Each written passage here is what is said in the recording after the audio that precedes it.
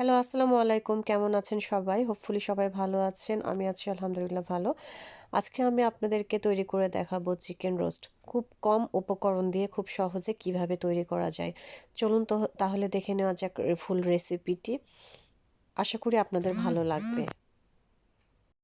আমি রোস্টের জন্য এখানে নিয়েছি চিকেনের থাই পিসগুলো। আপনারা চাইলে চিকেনের যেকোনো পিস দিয়ে করতে পারেন।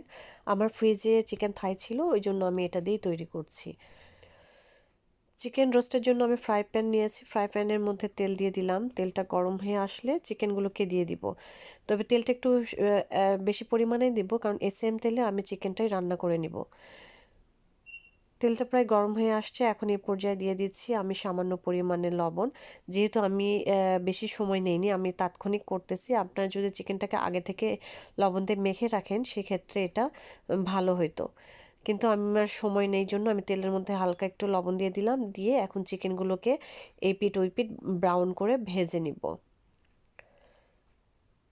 আমি 3 পিস নিয়ে নিয়েছি, পুরা চিকেন নেইনি। আমার ওখানে 1 কেজির মতো চিকেন ছিল। বাকি চিকেন আমি একটু ঝাল করে রান্না করব। চিকেনগুলো ভাজতে থাক আর আমি এদিকে এই মশলাগুলোকে ব্লেন্ড করে নিব। আমি নিয়েছি বাদাম, কিশমিশ, লং, এলাচ, কালো এলাচ একটা, দারচিনি আর তেজপাতা। এগুলোকে খুব ভালো করে ব্লেন্ড করে নিব। এখানে সামান্য পরিমাণে জয়ফল জয়ত্রীও নিয়ে নিয়েছি, কারণ ওর সাথে এটার ফ্লেভার অ্যাড করবে। এক পিঠ হয়ে গিয়েছে, আমি আর এক পিঠটাকে ভেজে নিব।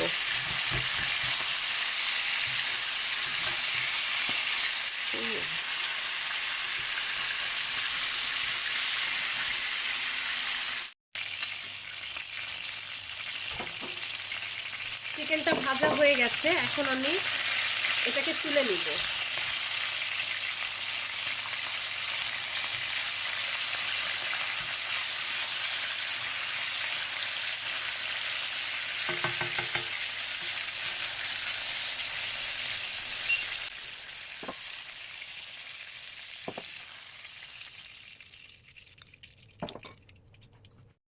এখন এখানে দিয়ে দিব পেঁয়াজ বাটা।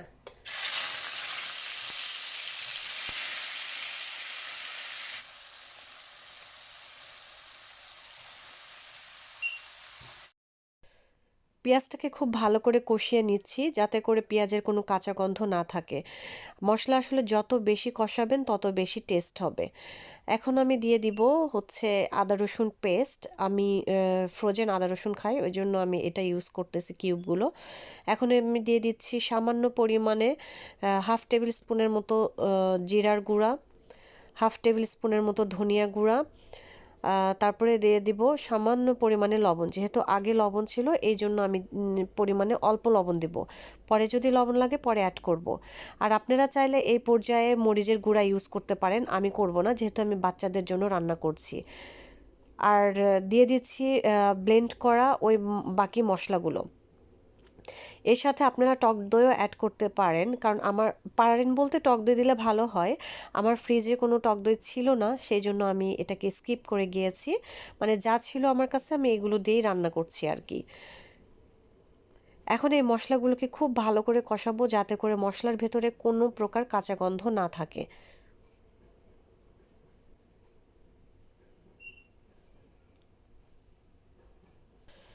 মশলাটা প্রায় কষানো হয়ে গিয়েছে।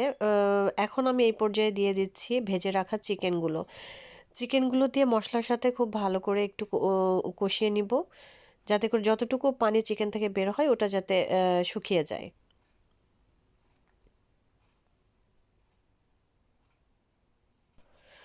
মাংসটা মোটামুটি কষানো হয়ে গিয়েছে। এখন আমি দিয়ে দিব গরম পানি। পানিটা এমন পরিমাণে দিব যাতে করে ওই পানিতে মাংসটা পুরোপুরি সেদ্ধ হয়ে যায়। এখন আমি এই পর্যায়ে দিয়ে দিব ঢাকনা।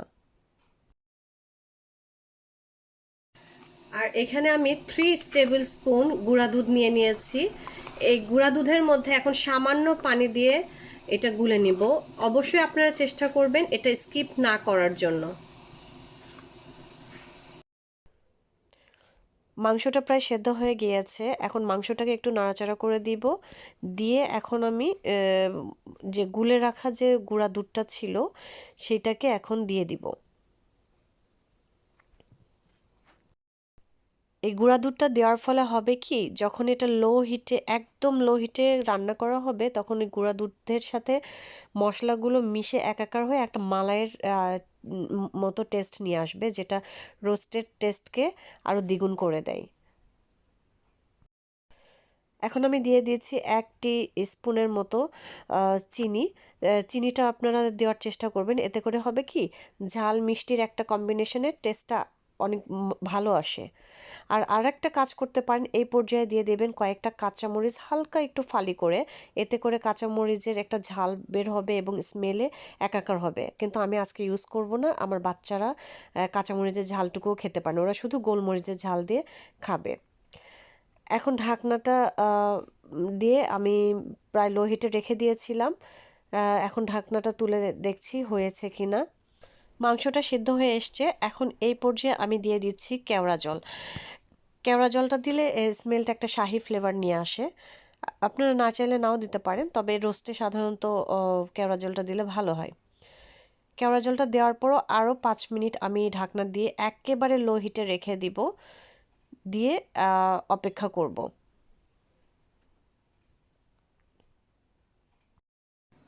আমার চিকেনটা প্রায় হয়ে এসছে। এই যে চিকেনের ফাইনাল লুক। এখন আমি চুলাটা বন্ধ করে দিব।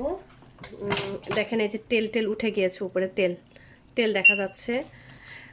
আপনারা এখন একটু বেরেস্তা দিতে পারেন, যেহেতু আমি বেরেস্তা করি নাই ওই জন্য বেরেস্তা দেওয়া হয়নি। এই তো তৈরি হয়ে গেল আমার মজাদার চিকেন রোস্ট, খুব কম উপকরণ দিয়ে। আপনারা বাসায় অবশ্যই ট্রাই করবেন, যদি ভালো লেগে থাকে তো কমেন্টে জানাবেন। দেখা হবে নেক্সট কোনো ভিডিওতে। আল্লাহ হাফেজ, ভালো থাকবেন সবাই।